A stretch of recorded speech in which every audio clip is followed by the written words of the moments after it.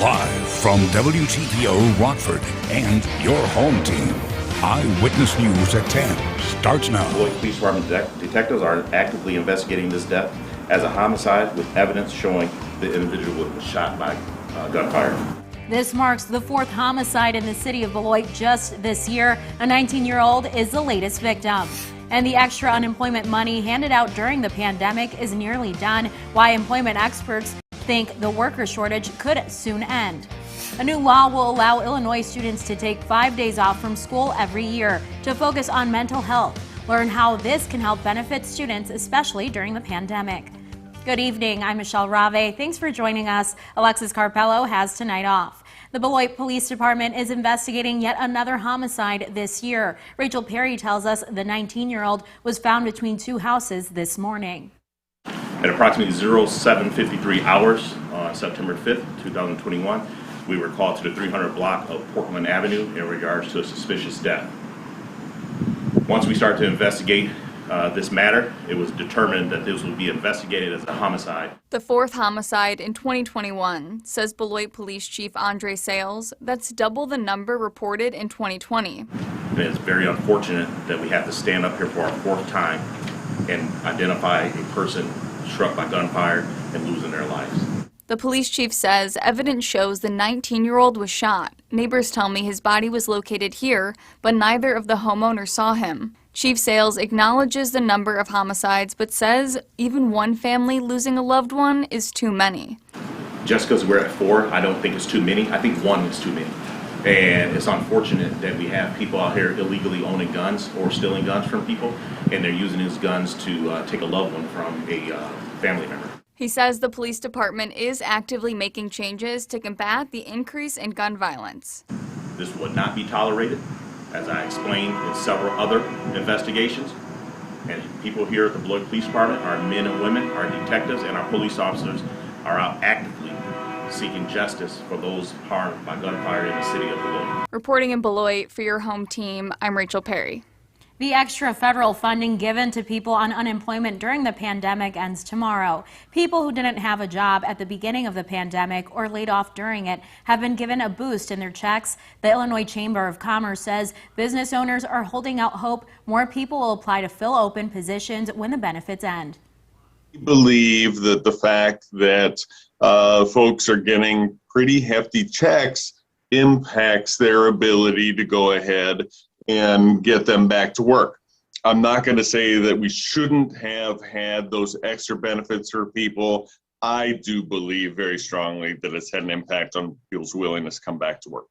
Nearly 3 million nationwide will lose that weekly $300 to their state unemployment benefits, and 452,000 people in Illinois will lose that extra funding of their unemployment benefits this week. A lot of people is already struggling still even on this program. This to me has been traumatic because it's my health, my child is coming to days we can't eat. Jobs report showed the economy added just 235,000 jobs in August. That's significantly lower than the big rebounds we saw in July and June.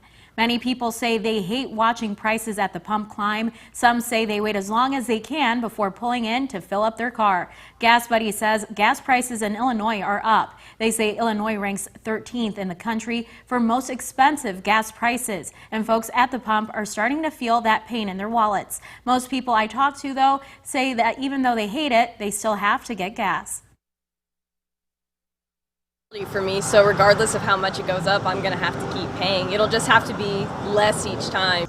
AAA says gas prices in Illinois are actually higher than the national average. A new bill could give students a break during the school year. It gives students up to 5 mental health days off. As Sarah Lehman reports, child counselor says this is so important, especially during COVID. After a year of isolation and online learning, kids are headed back to the classroom. That change can bring excitement, but it can bring other feelings too. Often our mental health is impacted by lots of things, but certainly our brain can have things going wrong with it, and those can be exacerbated by stress or lack of sleep or something like a pandemic. Now, kids in the state are getting more help and understanding when it comes to their mental health. Governor Pritzker signed a new bill that will give each student 5 automatic mental health days for the school year. Something Marilee Johnson, a child counselor, says can make a difference in a child's life. I just think it's important to recognize that mental health is just the same as health. I think kids need the option to have that rest or to check in with a doctor or a therapist and do some self-care things. Our mental health is really important, and kids are pressured these days, and they need that to be well. At the start of the pandemic, mental health emergencies skyrocketed. A report from the Centers for Disease Control and Prevention says mental health emergencies rose 24% for kids ages 5 to 11 and 31% for kids 12 to 17 in the months of March through May. It's something a lot of people, no matter what age, deal with. I think it's super important. I mean, personally, I've struggled with it myself. I have OCD, and so I definitely know the realm of it a little bit. That was Sarah Lehman reporting. The new bill goes into effect January 2022. In Illinois, 19 school districts are still on probation with the State Board of Education for not following the state's mask mandate. Durand School District was originally on that list as they voted to make masks optional. But 2 weeks ago, they held a special school board meeting and decided to comply. Districts that don't follow the mandate risk losing state money and their high school sports. Another reminder, this year's Rockford Labor Day Parade has been canceled. Rockford United Labor tells us it made the decision after consulting with the Winnebago County Health Department. Organizers say the cancellation is because of an increased number of COVID cases in the county. They were known to friends as giving and loving people. Dorothy Galloway and Ed Riddle died after a car accident in 2013. Now their names live on in a little free food pantry in Rockford outside Brook Road United Methodist Church. Friends of the Galloway group built and donated the box, named the Dot and Ed Diner. There's a quote on it reading, "Take what you need, leave what you can." The group says this is a way to remember the couple's volunteering and humanitarian efforts. Somebody receives something from them. It would just be such a statement of their love to this community, or love of this community. So even though they're not with us, they will continue to be with us for a long, long time, as long as something like this is going on. Dorothy and Ed will be smiling in heaven as people enjoy the food from this pantry. Donations can be made to the box at Brook Road United Methodist Church, and a grocery cart will be inside as well. One of the most powerful storms in U.S. history devastated 2 parts of the country in less than a week. President Biden will get a look this week at the aftermath of Ida in New York and New Jersey after paying a visit to the Gulf Coast on Friday. New environmental concerns about the damage caused by Ida. The Coast Guard says a private dive team went out Sunday to try to locate the source of an oil spill just off the Louisiana coast, one of several potential hazards authorities are responding to across the Gulf Coast. In New Orleans, authorities hope to fully restore power by Wednesday. The rest of the state may take a lot longer, possibly up to a month or more, after Ida wrecked power lines and critical infrastructure that will take a long time to fix. Utter devastation, like a bomb went off. In the Northeast, the cleanup effort is still in its early stages. The roads here littered with trashed belongings and ruined vehicles. Residents are going through waterlogged homes to salvage anything they can. Many are unsure of where they'll go next. You think we can get an apartment right away? I don't know. That's remain to be seen. The rainfall coming in a downpour that shattered records and did not let up for hours. The sudden deluge overwhelmed sewer systems, causing floodwaters to rise rapidly. And then it got here. And my kids were screaming, "We have to leave the house." But I looked out and there's probably 12 cars floating in the street. Damage assessments are still ongoing. A disaster declaration approved by President Biden should free up federal funding to help speed up the recovery efforts. Now, your first warm weather forecast with Chief Meteorologist Candice King. You know, after temperatures this morning started off in the 50s, we warmed very nicely this afternoon, rising back into the low 80s. So a good 30-plus degree temperature rise from morning to the afternoon. And this time of year, we tend to see those big temperature swings during the day. But another reason why we were able to warm so efficiently this afternoon is because of the dry air. And dry air warms a lot faster than air that has moisture in it. See, we have air molecules that move around very freely in dry air. We have a lot of water molecules. So whether it's dry or moist, you have water molecules all around. The air in between those water molecules and the water molecules themselves, when it is dry and the dew point temperature is lower, they move around. They get a lot more energy, so things warm up a lot faster than an air mass that has a little bit more moisture to it. They're a little more sluggish. You don't see that big warm up when you have higher moisture in the atmosphere.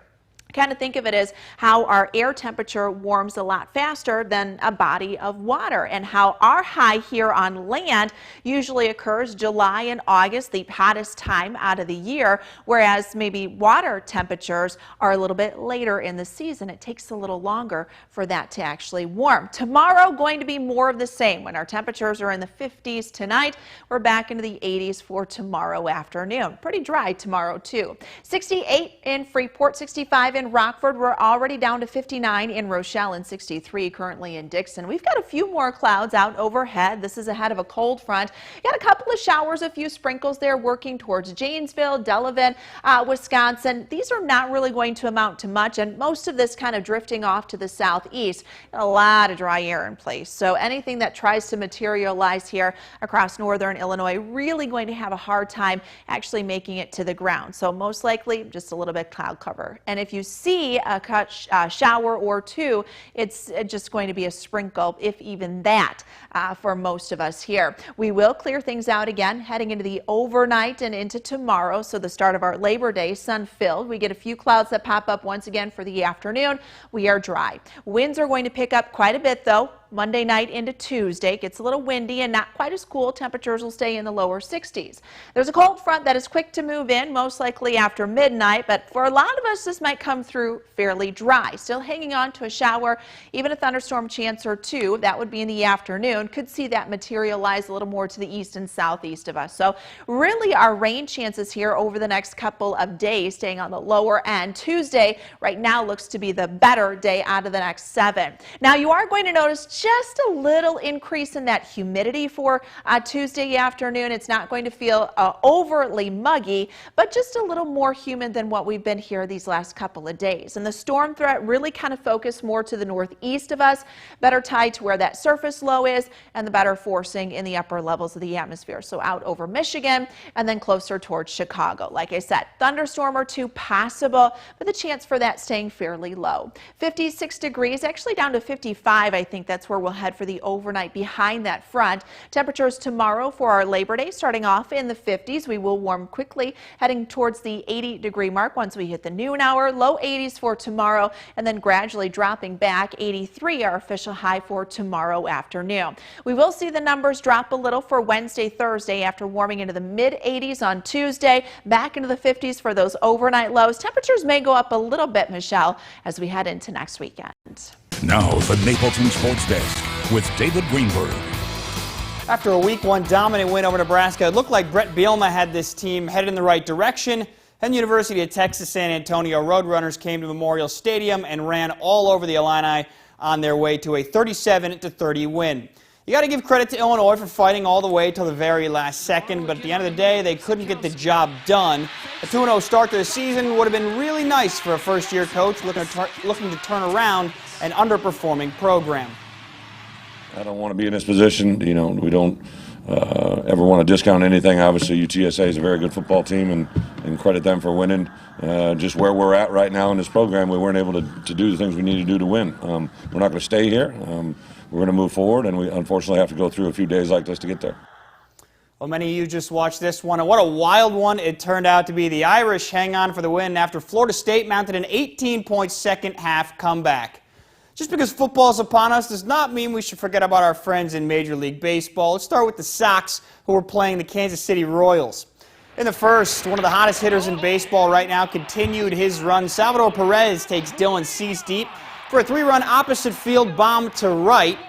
In the third, Salvi at the plate again. When you're rolling, sometimes things just go your way. The throw from Yohan Moncada at third, bobbled by Gavin Sheets at first. Perez going to go to second. Nicky Lopez comes around to score as the Royals extend their lead. They go on to beat the Sox 6-0. Despite having struggled recently, the Cubs have won 5 straight in the second. Matt Duffy skies one to left center. Up in the jet stream, the wind pushes this one into the bleachers for a solo shot to tie it at 1 apiece. And the next batter, Jason Hayward, he does the same thing, high and deep to right center. You know the drill. They go back-to-back in the second to take the lead. The Pirates hit a grand slam in the third to go ahead, but Matt Duffy says, anything you can do, I can do better. A grand slam of his own. 2 at-bats, 2 home runs, 5 RBIs. It's only the third inning. Go to the bottom of the 7th now. Bases loaded again for Frank Schwindel. The silent hero of Chicago delivers once more. A second grand slam on the day for the Cubs. Clears the bags. The Cubs get their 6th straight win. They win this one 11-8. Today's final round of the PGA Tour playoff had an exciting finish. Jon Rahm's down 1 stroke on 18 to Patrick Cantlay. Needs a great shot to put the pressure on, and it is right at the hole. Just goes a little long, but still a good look for birdie, and Rahm thought he had a beauty there. So with the pressure on, Cantlay now has to be perfect, and as he's done for the past 2 weeks, he delivers down the stretch. Look at this one. Gives himself a great look on the green. Pressure back now on Rahm to make his next shot, and here's Rahm.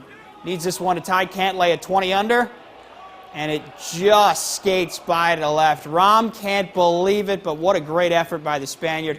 Cantlay puts this down in 2. He is the 2021 FedEx Cup champion. He'll take home a cool $15 million. Not a bad day's work. That's it for sports. We'll be right back. Candice is back with one last look at our forecast. I got some sun today, and based on what you've told me, it sounds like I'm going to be doing the same tomorrow for the holiday. Yeah, good time to have a 3-day weekend for a lot of folks. Tomorrow is going to be pretty nice after a couple of cloudy days we had over the weekend and a few showers there. So enjoy the afternoon tomorrow. Yes. Yeah, temperatures will be in the 80s for the afternoon, very similar to where we were today. Our first warning interactive radar brought to us by Rockford Auto Glass and More. We're 55 degrees tonight. We've got a cold front coming in. Winds will be more from the west and northwest. 83 tomorrow afternoon. Isolated thunderstorm on Tuesday. Back into the 70s Wednesday and Thursday. That's our show. Thanks for joining us. Have a great night.